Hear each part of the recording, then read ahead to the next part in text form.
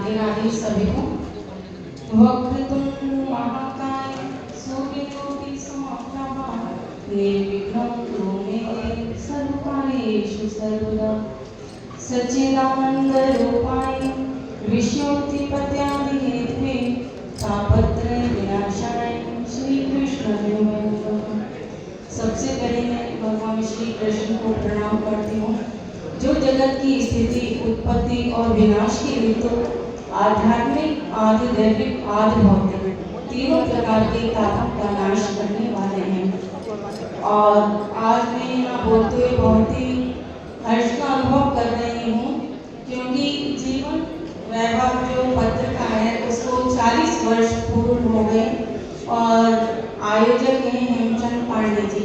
इन्होंने बहुत ही ज्योतिष जगत में को भीष्म पितामह कहते हैं, क्योंकि बहुत इनका ज्ञान का प्रकाश से सभी लाभान्वित होते हैं।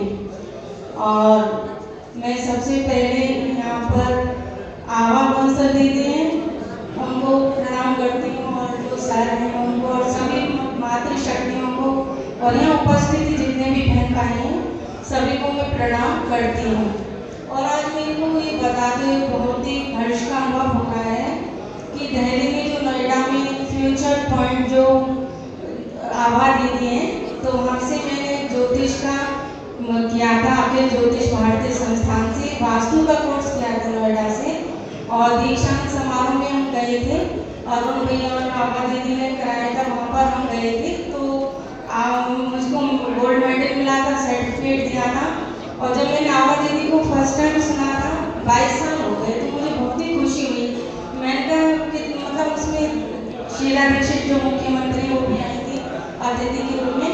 तो जब मैंने सुना दीदी को, मुझे इतना एक महिला होती है, इतना मतलब शब्दों का इनको सुनकर मुझे बहुत ही खुशी है। मतलब जितनी भी इनकी प्रशंसा करूँ उतना ही कम होगा। तो दीदी को मैं प्रणाम करती हूँ, और मतलब मातृशक्ति पर बहुत ही मतलब गर्व और भी अनुभव होता है कि कुछ सीखने को मिलता है। और जैसे कि आज का सत्र है कश्यप ऋषि, क्योंकि हमारा ये देश रहा है, हम ऋषियों की संतान रहे हैं।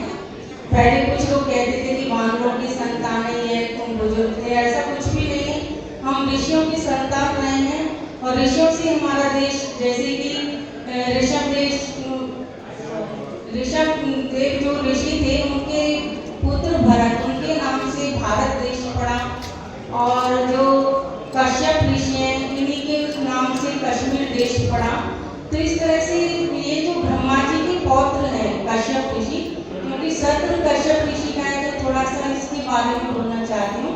कश्यप जो ऋषि महर्षि रहे हैं, और इनके जो पिता थे महर्षि मलिक जी, तो इनकी संतान है कश्यप ऋषि। तो इनकी जो पत्नी है अदिति और दिति, तो अदिति से हुए थे देवता हुए थे, और दिति से राक्षस लोग हुए थे।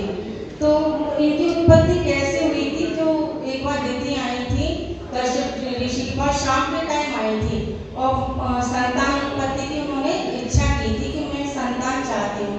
तो उन्होंने अपनी पत्नी से कहा, देखो देवी, शाम के टाइम जो संतान होती है उसको नहीं करना चाहिए, जो गर्भ जो स्थापना होनी नहीं करनी चाहिए शाम के टाइम, क्योंकि दैत्य उत्पन्न होते हैं। तो उनकी जो पत्नी थी कह रही थी कि नहीं, मेरे को तो अभी संतान चाहिए, दुष्ट होने लगी। तो कश्यप ऋषि को उनकी बात रखनी पड़ी थी, और उन्होंने जो संतान का जो था इस गर्भ स्थापना का ये सब किया। तो जब ये मतलब गर्भ से हो गई थी दीदी, तो इन्होंने इनको इतना तेज बढ़ने लगा था, तो 100 वर्षों तक इन्होंने जन्म नहीं दिया अपनी संतान को। तो लेकिन जब देवताओं ने कहा कि बहुत ही मतलब तेज बढ़ रहा है, तो इनके 2 पुत्र हुए थे, हिरण्यकश्यप और हिरण्याक्ष। और देखते देखते वो पहाड़ की तरह हो गए थे, और काफी विशाल उन्होंने रूप लिया। 2 मतलब राक्षस लोग हुए थे। तो फिर कश्यप ऋषि ने कहा था कि देखो देवी, मैंने मना किया था कि शाम के टाइम स्थापना नहीं करनी चाहिए, तो दैत्य मतलब इस तरह से। तो उन्होंने कहा कि प्रभु अब क्या करा जाए। तो इस तरह से हिरण्यकश्यप हिरण्याक्ष इनकी संतान हुए थे, और इन्हीं के कुल में ये जो राहु है, मतलब ये कैसे हुए थे मैं ज़्यादा नहीं बताऊंगी। सिनिका के पुत्र जो राहु हैं, तो ये मतलब जब एक बार जब समुद्र मंथन हुआ था, तो जब अमृत कलश निकला था तो दैत्य और देवताओं के उसमें, तो जब भगवान विष्णु मोहिनी रूप धारण करके जब बांट रही थी, तो उन्होंने जो सर्वभंग नाम की जो दैत्य थे उन्होंने देख लिया कि ये विष्णु भगवान है और किस तरह से ये देवताओं का व्रत बनाएंगे। तो देवताओं की पंक्ति में आ जाते हैं जो दैत्य थे सर्वभंग। तो सूर्य चंद्रमा ने इशारा किया कि ये मतलब दैत्य है, तो भगवान विष्णु ने चक्र सुदर्शन लेके उनका ऊपर का भाग जो धड़ से उनको अलग किया, दो भागों में किया। तो ऊपर का जो भाग था राहु बना, नीचे का केतु बना। जो नीचे का धड़ था वो विष्णु भगवान के चरणों में गिरा।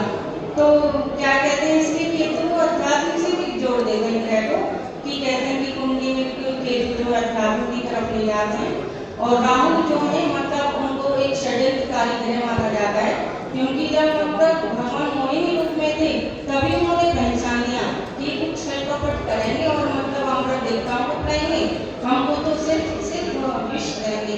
इसलिए वो देवताओं की मतलब पंक्ति में आ गए थे और उन्होंने किस तरह से अमृत पिया।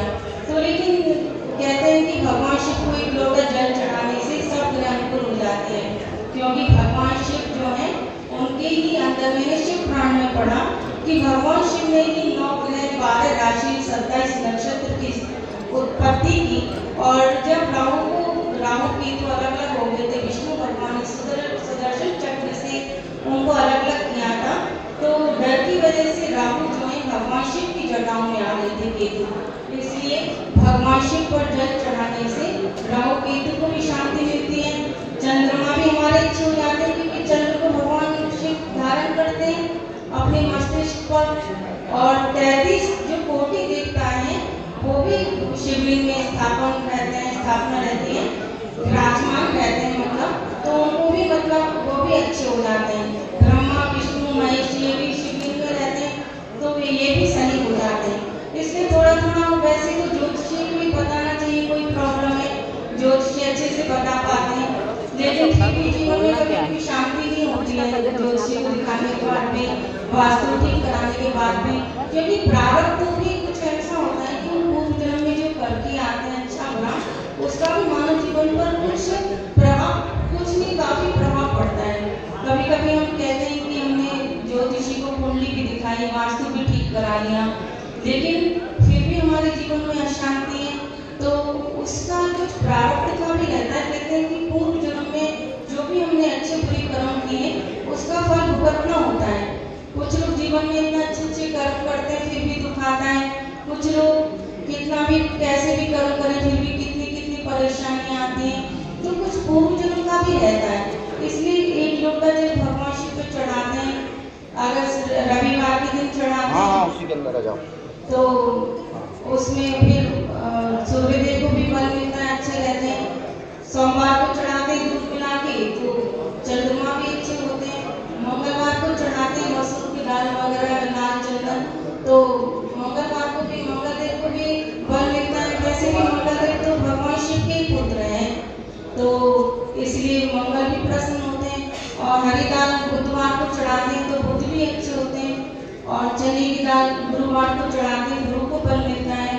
दही से अभिषेक करते हैं शुक्रवार को तो शुक्र को बल मिलता है, और शनिवार को धूप ज्योति करते हैं, धूप बत्ती से राहु केतु भी शांत होते हैं। इसी प्रकार भगवान शिव को जल लोटा चढ़ाते रहो, और अपना अच्छे अगर हमारे कर्म होते हैं तो इसी प्रकार से ये सब रहता है। बताने के लिए बहुत रहता है, लेकिन बहुत ही आज मेरे को अच्छा लग रहा है कि सभी लोग इतने विद्वान लोगों के सामने बोलना, और मैंने जहाँ से कैरियर की शुरुआत की, आमा दीदी को सुना, सर को सुना, तो मुझे और भी बहुत अच्छा लग रहा है। मैंने बहुत टाइम बाद मैम को देखा, सर को देखा, तो राधे राधे सभी लोगों को प्रणाम, राधे राधे। धन्यवाद कृष्ण जी। हमारे बीच पूर्व विधायक आदरणीय नीति शर्मा जी मौजूद हैं, कृपया कर्तव्य से स्वागत कीजिए।